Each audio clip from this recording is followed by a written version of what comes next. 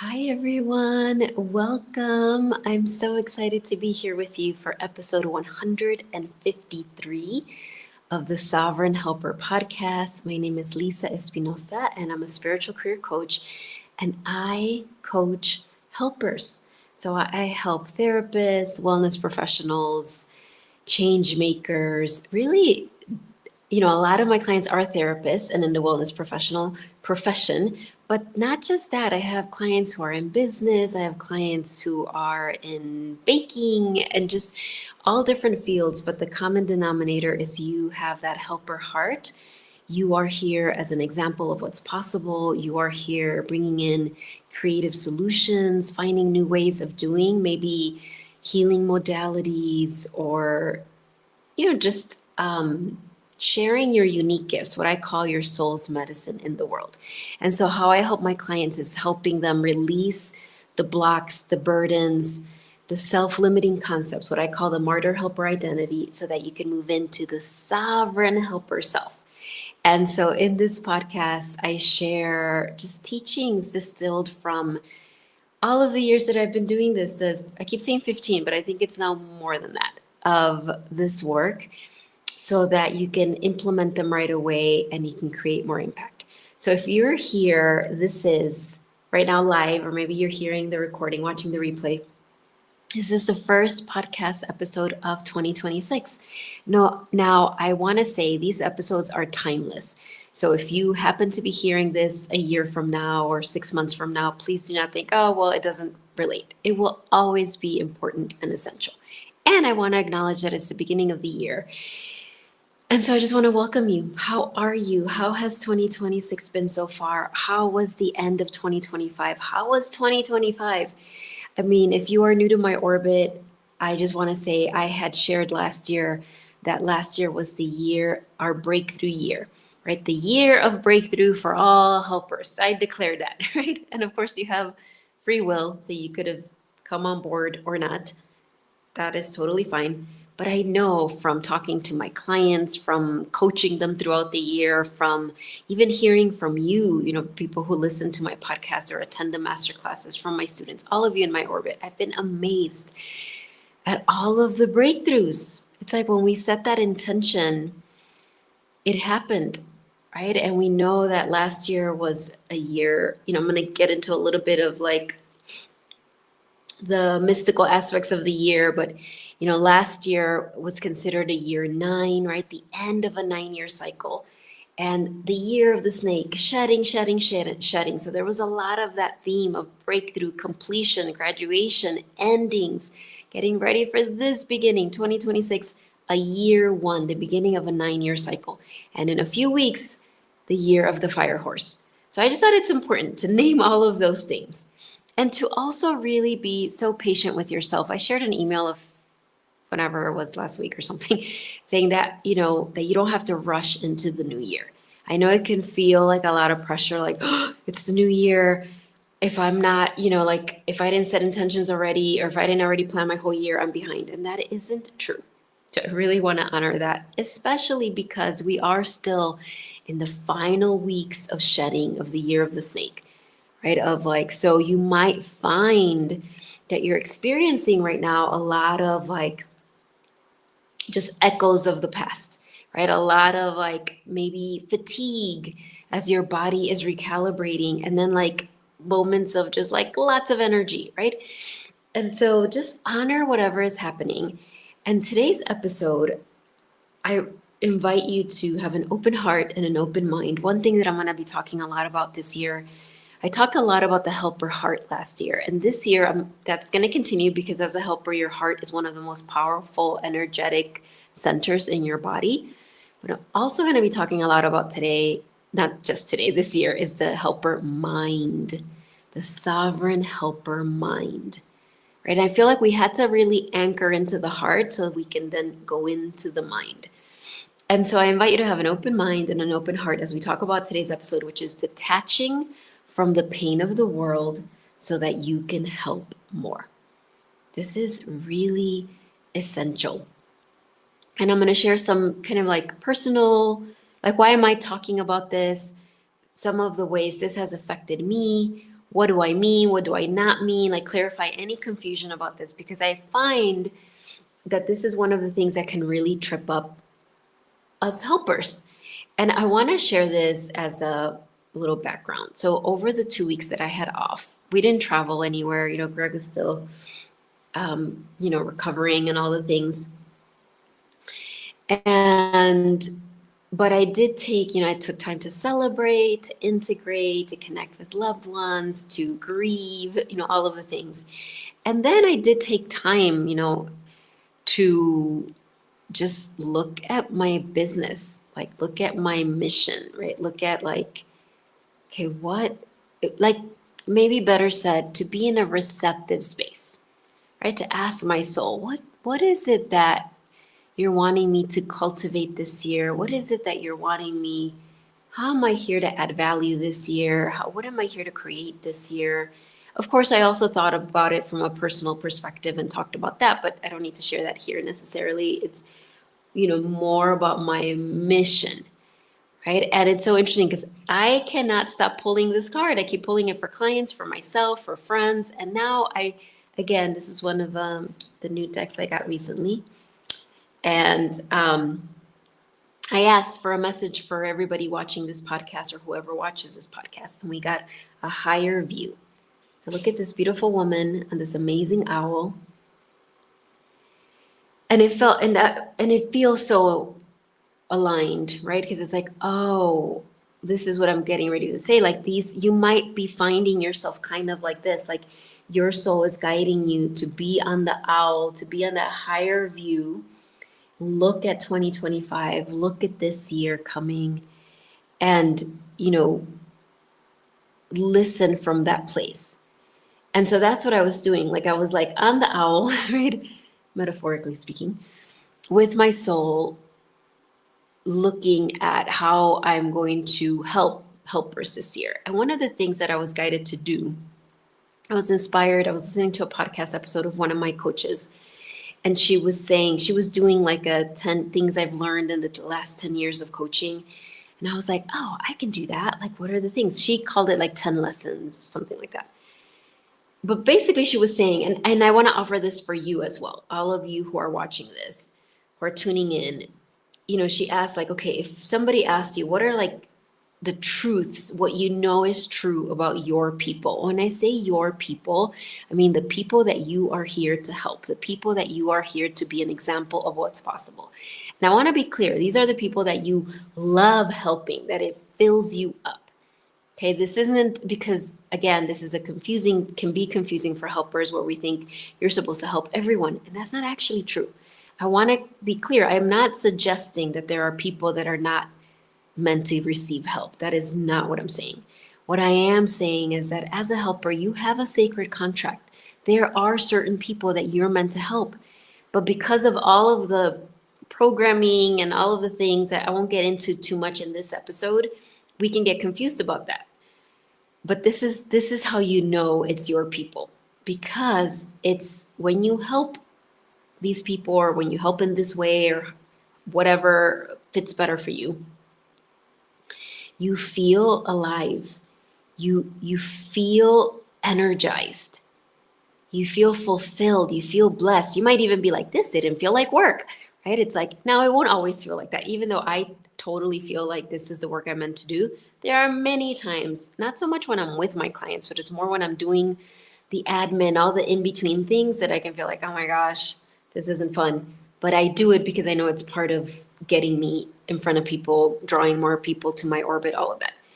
So that's how you know, right? So the question is, for your people, like, what are the truths that you know? Like, what is it? Like, if somebody sat and asked me, okay, Lisa, just tell us, like, on these 15 years that you've been helping helpers, what are the things that you are like, okay, if I was like, how do I get helpers the results that they want, right? And really, ultimately, it's always the same result, right? It's like, I want to feel joyful. I want to feel sovereign. I want to be authentic.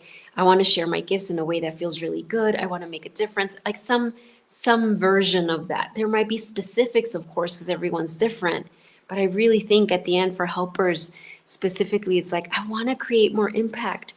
I want to make a difference, and I want to do it in a way that feels good and joyful and fills me up and makes me feel alive and all of those things. But sometimes we've been told that those two things can't exist, but they absolutely are meant to coexist.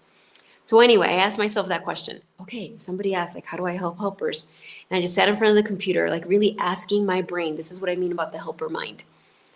What are the truths that I know? If somebody said, like, put a microphone in front of my face and was like, this is going to go out to millions of people, millions of helpers. What do you want to tell them now?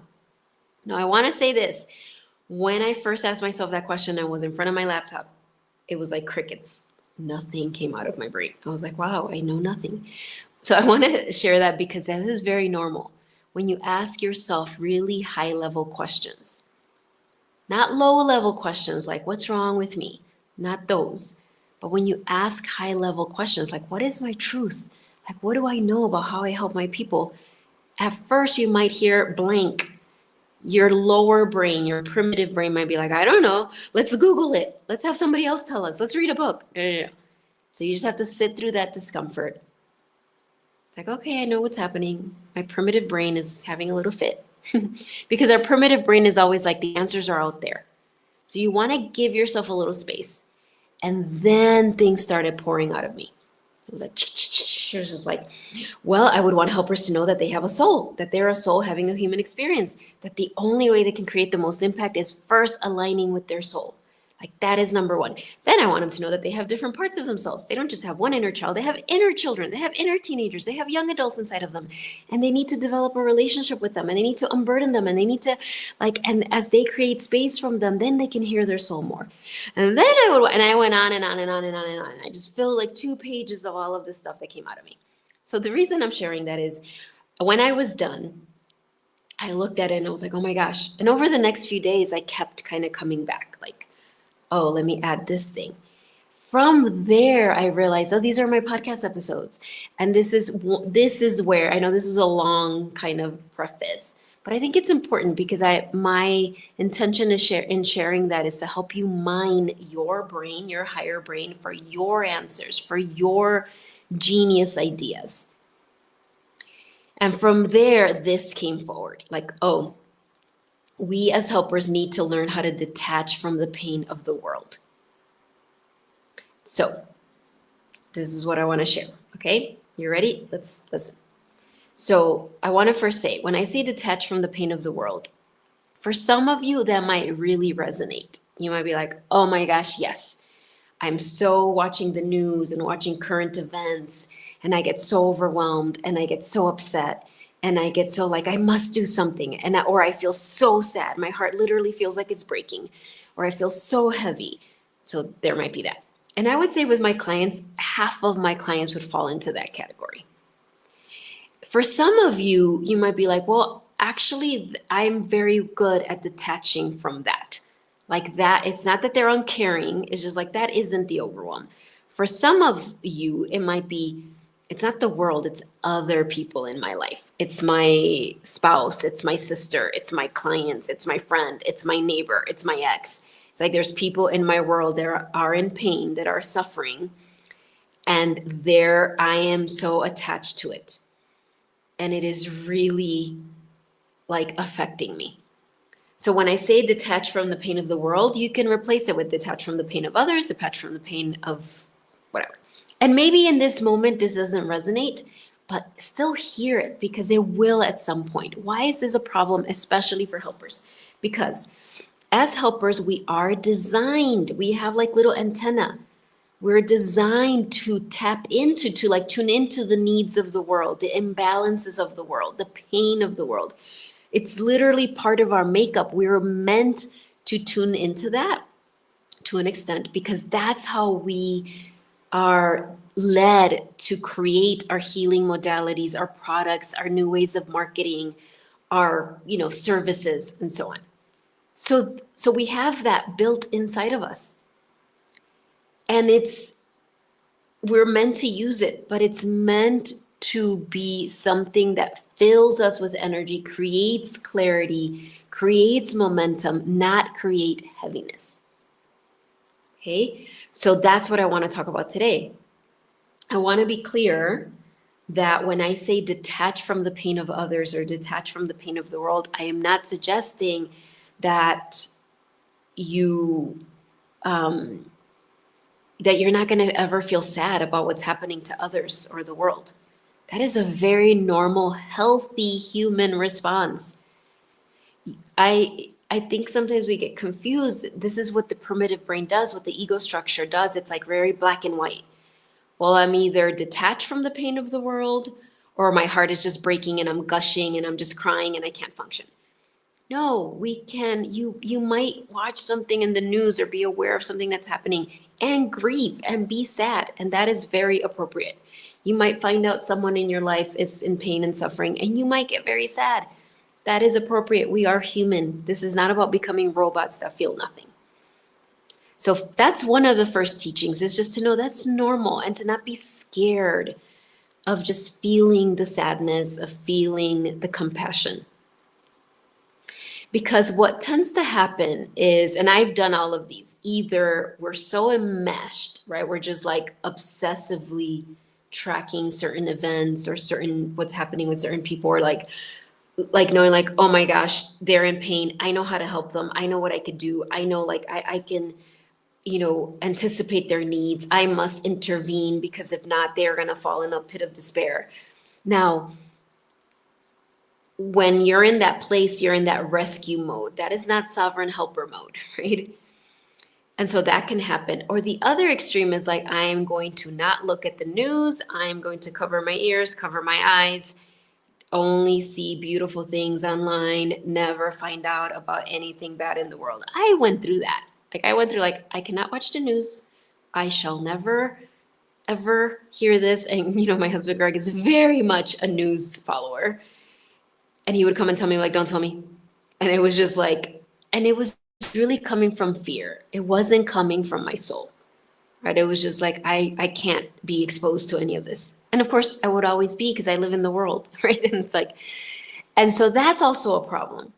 Now, I will talk about strategic withdrawal. That's very different, right? But when it comes from fear, when it comes from either I must rescue people or I must hide from the world, I'm not strong enough to deal with it, those are two big problems.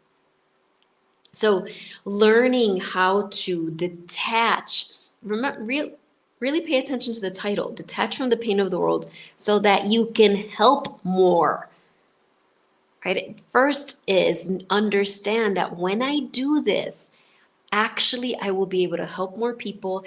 Actually, I will be able to create more impact.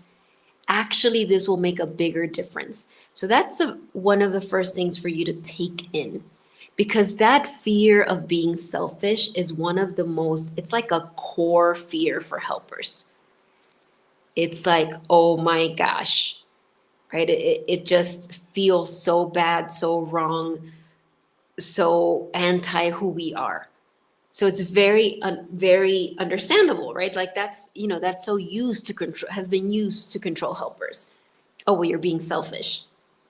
Oh, well, you're charging too much. That is so selfish. You're a selfish helper. It's like even saying it, I'm like, ugh, right? But it's like knowing that this isn't selfish. It's actually like, oh, this is how I'm going to help more. Okay. And I would say it's one of the most essential practices for this year and moving forward, because the world is going through, you can think of them as growing pains. It is going through, I do believe ultimately, despite what our physical eyes might see when we look at the world, I do believe that the world is moving into evolving into unity consciousness, into a world where there's more balance and harmony. And the path there does include a lot of dark nights of the soul, a lot of polarity, a lot of pain, and a lot of suffering. And so those are the times we're in. And I want to share that and invite you to take that in, not from a place of heaviness or pressure, but from this, like, to awaken this remembrance of like, oh, I was brought into this world for these times. Like everything I've gone through in my life, all the challenges, all of my own personal dark nights of the soul, and I'm talking for all of us here, all of that has prepared me to be the helper, the leader, the creative during these times. So to really embrace this, not as in like, oh, I'm so happy people are suffering. No, but just to know like, no. I was born, like Joan of Arc said, right? When they asked her something like, aren't you afraid? And she's like, no, I have no fear. I was born for this, I think is what it was. I have a pendant that says either I was born for this or I was made for this, something like that. And so, however, that doesn't mean it's gonna just be like, oh, we can just float around. Like, no, we need to be committed, devoted, and we need to understand it's our responsibility to keep bringing ourselves back into alignment. So this is one of those practices. So what is the core teaching? I have my notes here because I just wanted to, there was so much I wanted to say about this and I really wanted to stay on point here. So what, the way I've seen this on a personal level work with clients, for example, is it's really, it comes down to those two examples I gave before. So a lot of my clients are therapists, so I'm just going to use that as an example. So having clients who are therapists who maybe, and this has happened actually with a lot of my clients, decide that the clientele they've been working with is not the clientele they're meant to serve anymore. For many, many, many reasons. Their heart is guiding them to help a different group of people. And so and this is part of what I'm supporting them with. Not the only thing, but part of it. So you can imagine all the things that come up. Oh my gosh, but these people I've been serving need me so much. But oh my gosh, they have such great need. Oh my gosh, they're going to feel abandoned. Oh my gosh, I'm going to hurt their feelings and all of that. And please know, I'm not making fun of this. When I left my job as a middle school teacher in Chicago, I'd been teaching almost 10 years. I had developed such strong relationships with the parents of that community, with the students of that community. It was a population that had a lot of siblings. So literally I had former students being like, oh my gosh, I can't wait for my sister to be in your class, Miss Espinoza. And when I heard that message that it was time for me to leave, I was both like, yay, I knew it. I knew there was something new coming. And I was also like, I mean, not only, of course, terrified of like, well, what am I going to do? But also just guilt, like, oh my gosh, but I know how much is needed here. I can feel the pain of this community and how much I can help. Right. And so that might be for you like a version of that, of like, well, how do you detach from that? Or it might be more like the collective world, right? That it's like, oh my gosh, I'm just seeing the things that are happening in the world. I'm just watching the news and my heart is breaking and I feel like I need to do something, but I don't know what to do. But that happens. That I don't know what to do only ever comes from our ego structure, from our primitive brain.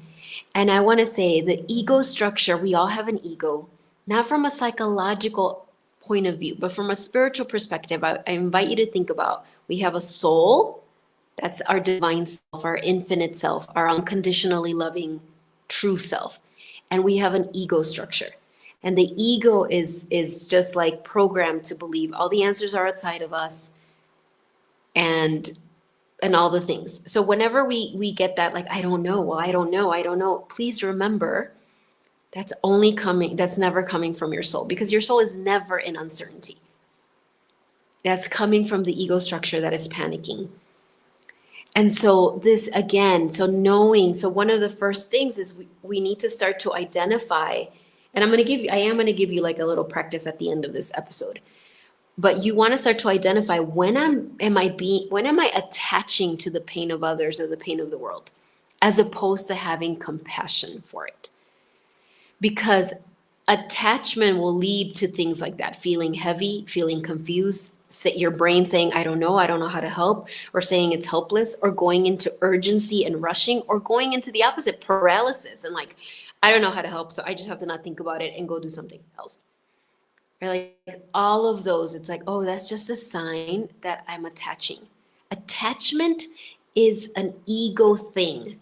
In Buddhist tradition, they talk a lot about that, but I want you to think just the word attachment, right? Like stickiness. I got sticky with this. I got attached to it. And when we're attached, we have very little access, if any, to our soul's higher guidance. Now, I want to be clear. There's no shame in this because we are going to get attached. We have an ego structure.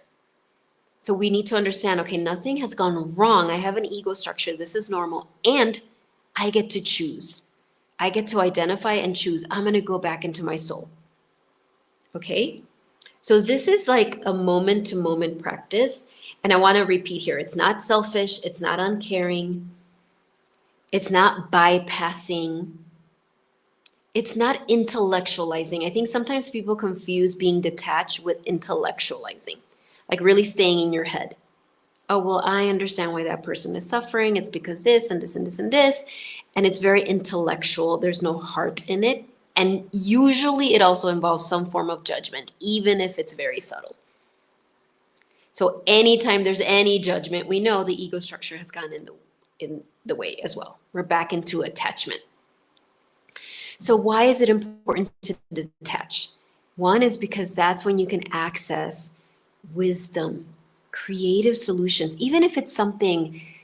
I'm just going to share this example because this week a lot of my clients came with this kind of like several, things that are happening in the news, things that are, and remember, a lot of my clients are literally like therapists that are supporting people who are going through a lot of things because of world events, right? So it's not like detached. It's in their face, not only in the news, but perhaps with people that they serve. And so to hear, well, you've got to detach from their pain can sound very selfish and cold and like, well, how do I do that? Right. But when we understand the things I've just been sharing, like, oh, the attachment is coming from my ego that's scared. That's scared that there's no answers, that it's just going to keep getting worse, that I don't know enough to help, that I've got to look for something outside of myself to really become the helper the world needs, and so on and so on. And just naming that is important. And then when you do, you can be open to the answers. Because the answer, and often, this is so interesting, like our soul gives us very simple but profound answers. And a big clue that you heard the correct answer is that your brain might be like, that sounds way too simple. I just had this experience with a client this week, and this happens often. So one of the things I do in the beginning of our sessions is always start with a little meditation. It's just like 1 to 3 minutes, like just like a tuning in, getting into our heart. And I often will guide my clients to ask their higher self, like, okay, what is the intention for the session? Or what do you need the most help with today? And it's not a test by any means. It's just like a way to really help them start to be able to like access those answers within themselves. And often, and I do the same thing. So I'm not blaming you in any way. This is not a calling out anyone. I do the same thing. They'll come up, they'll share their answers. I'm like, that sounds so simple. Or I said the same thing last week. Or like, it has to be more complicated than this. But it's not. Your soul is sophisticatedly simple. And so maybe the answer sometimes for helpers is like, how do you best help? It's like, be a sacred witness. When your clients come and share this pain, can you really listen without going into advice, without going into like overwhelm yourself, but just like this open, non-judgmental space, this open space of like, whatever you tell me, I'm not going to get overwhelmed. I am here. That is like transformative. Now your ego might be like, that's not enough. I need to go do something else. I need to go start a foundation. I need to go. But it might literally be like, no, this is the first step, or this is the only step for you to do. This will help everything. I can tell you, as I've gone through this journey of, my husband Greg having cancer and all of that, when I go speak to my own coach, it's not like she's giving me like, well, do this and do that and read this book. It's her ability to just bear witness to, as my brain goes crazy, or as I feel all the things.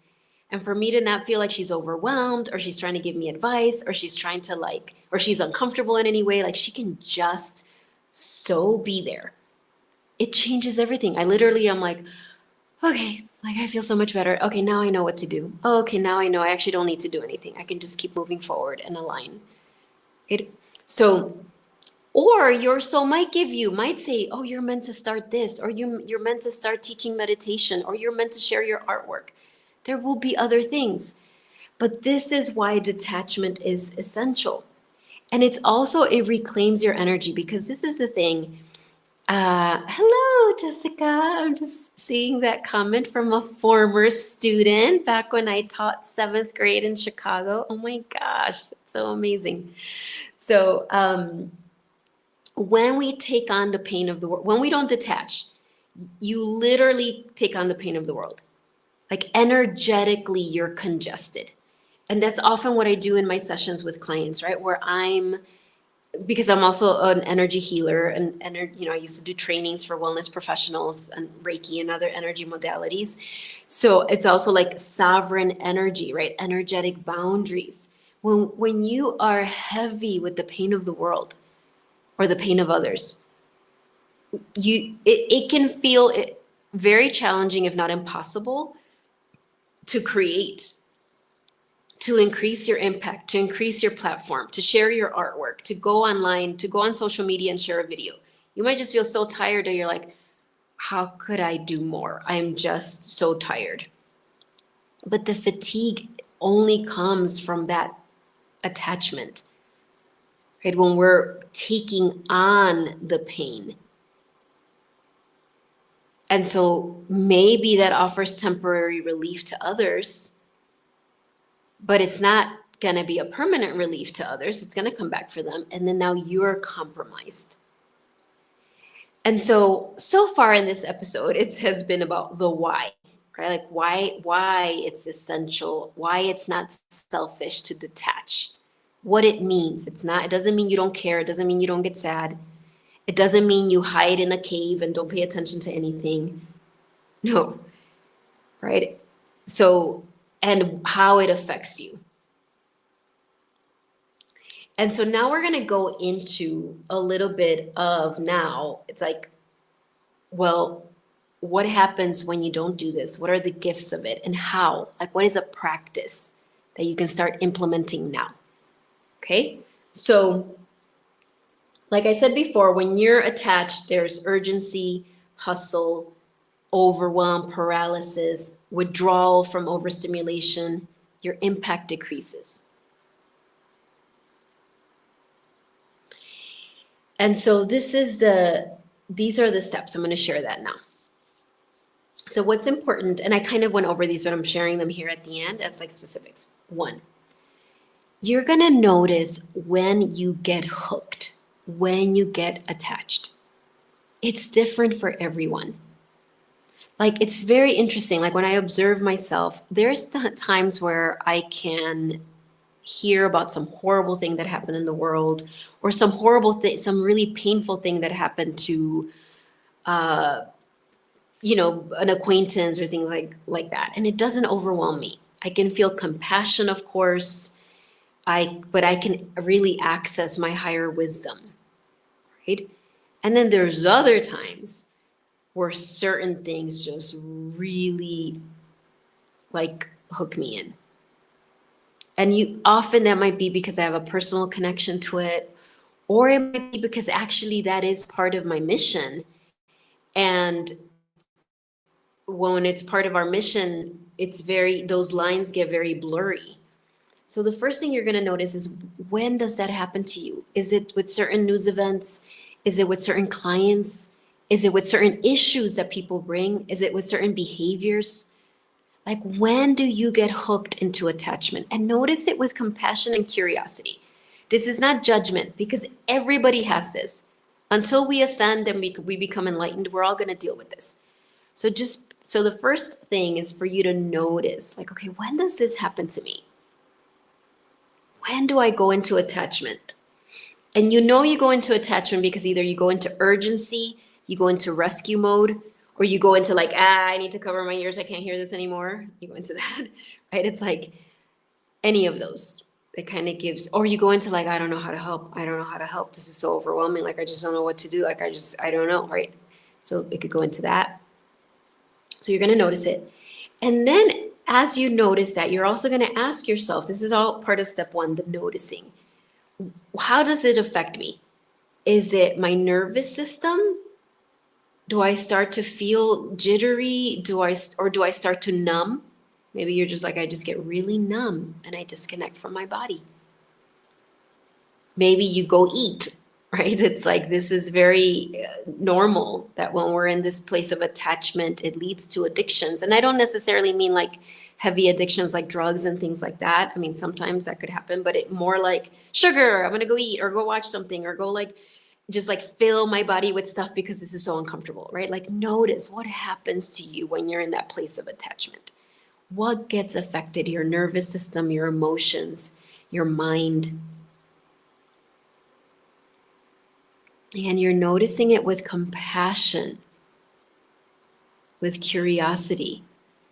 We're normalizing this. These are the types of conversations that as helpers we need to have, not with shame, not like, oh, that makes me a bad helper, I should not be affected. No, just like very normal, right? So that's step one, the noticing.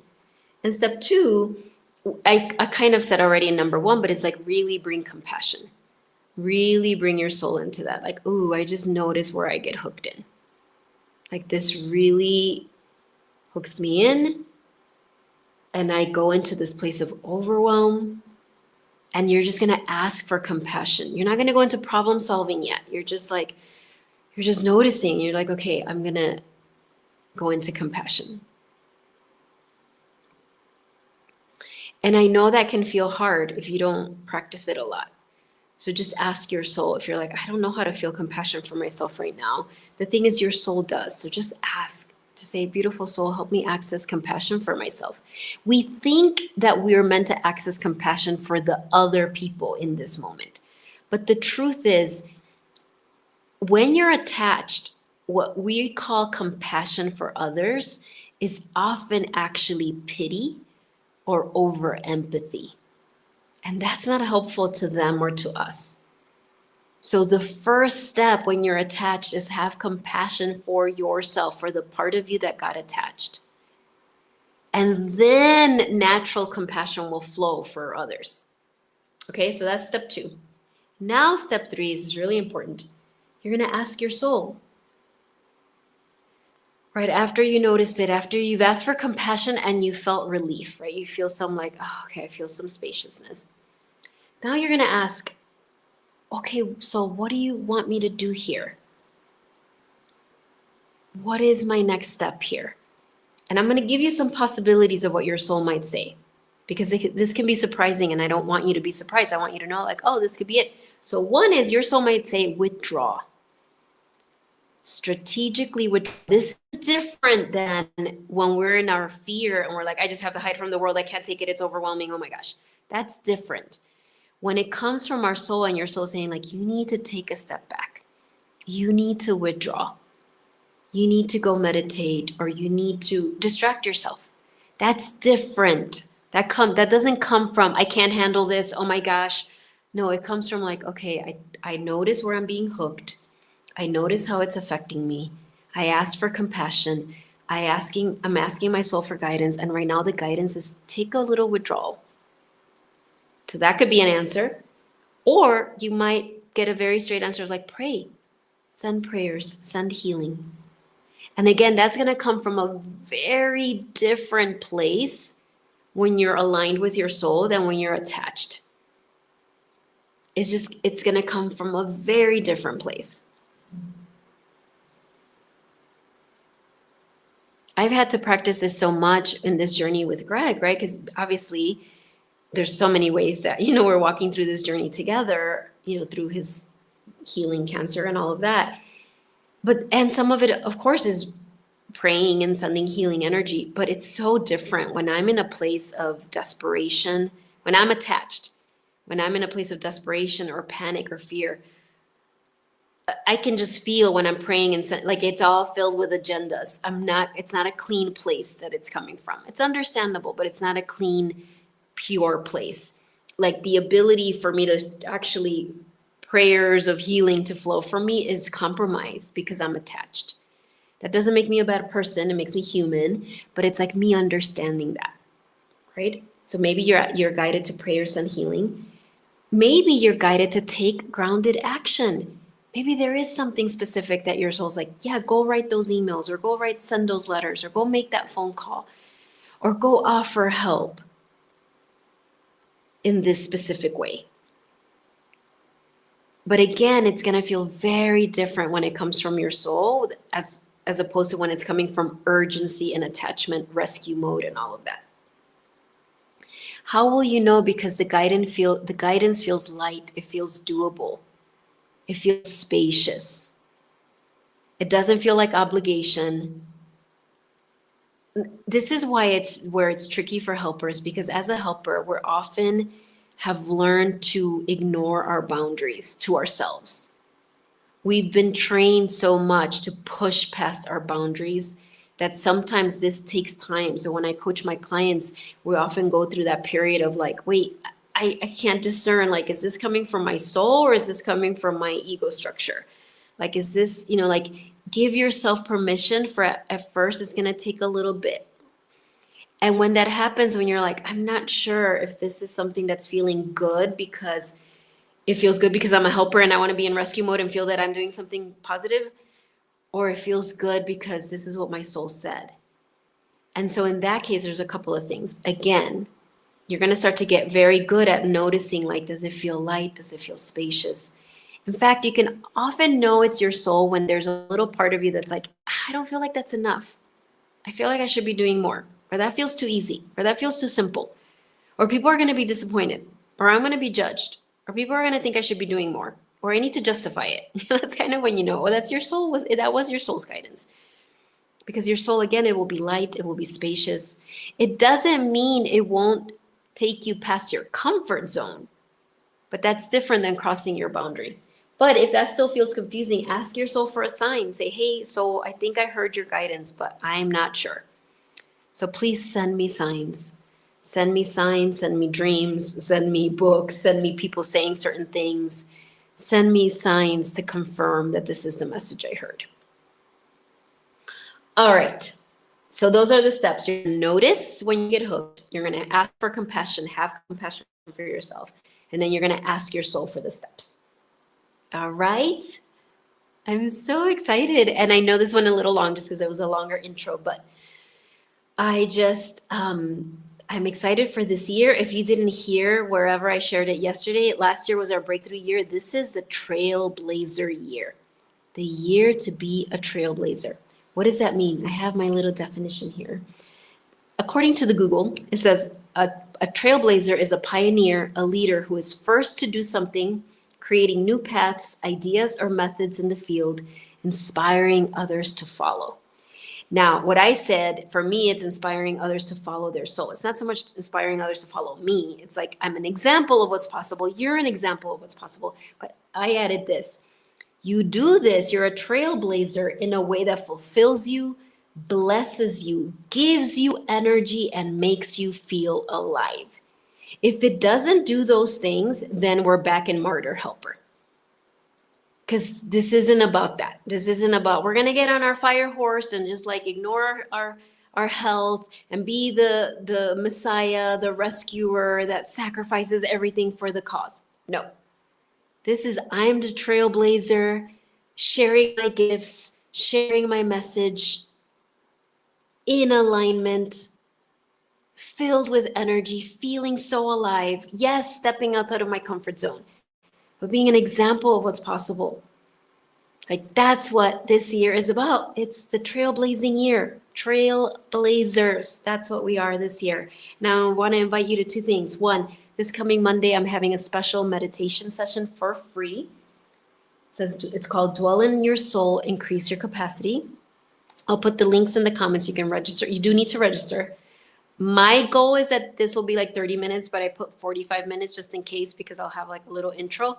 But just so you know, it's not like you're going to be sitting in silence for 45 minutes. There's going to be like energy work. And my goal for this meditation session is to really teach you some tools, right? For you to like, how do you dwell in your soul? What does that mean? What does that look like? And then on Wednesday, the 28th is the first masterclass of the year. New year, new way to serve. The identity shift you've been preparing for. I'm going to introduce new concepts, right? Like the main ones are the sovereign helper ecosystem, the internal ecosystem of the sovereign helper versus the internal ecosystem of the martyr helper. And really also talk about how you've been preparing for this. You're not starting from scratch. That's really essential because our ego structure loves to tell us, oh, I'm so behind. This is going to take so much work. No, it's not, right? So these are 2 free offerings. You do need to register. You will get the replay for 7 days. If you're my current client, you get the access to this as long as you're in my coaching programs. And if you want to meet with me privately, there are sovereignty consults open for January. I will put the link also in the comments page. You don't need to prepare anything. I've got you. I would love to connect and talk. And I think that's it. Oh, I want to share the other card I pulled. So I pulled the higher view I showed in the beginning. And then I pulled this one. Look at this. How gorgeous. Shining through. So I feel like that represents you. Like this is what happens when we're in alignment. When we release the attachment and we're in alignment, all of your medicine shines through. All of your love, all of your light shines through. All of the blessings that are meant to flow through you shine through. It doesn't even take effort, because one of the things I really want to explore this year is how do you create more impact with less effort? I know your brain might be like, that's impossible, or that's cheating, or that's wrong. But that's not true. I really do believe that's what our soul is guiding us to do. Because there's so much being asked of helpers right now. It cannot rely on effort alone. There's no way. That is not sustainable. So there you go. Okay, I'm sending you so much love. Thank you so much for being here. And I will see you soon. I will see you next week. All right. Bye, everyone. Or hopefully, Monday and Wednesday and all of the dates that I just gave. All right. Bye-bye.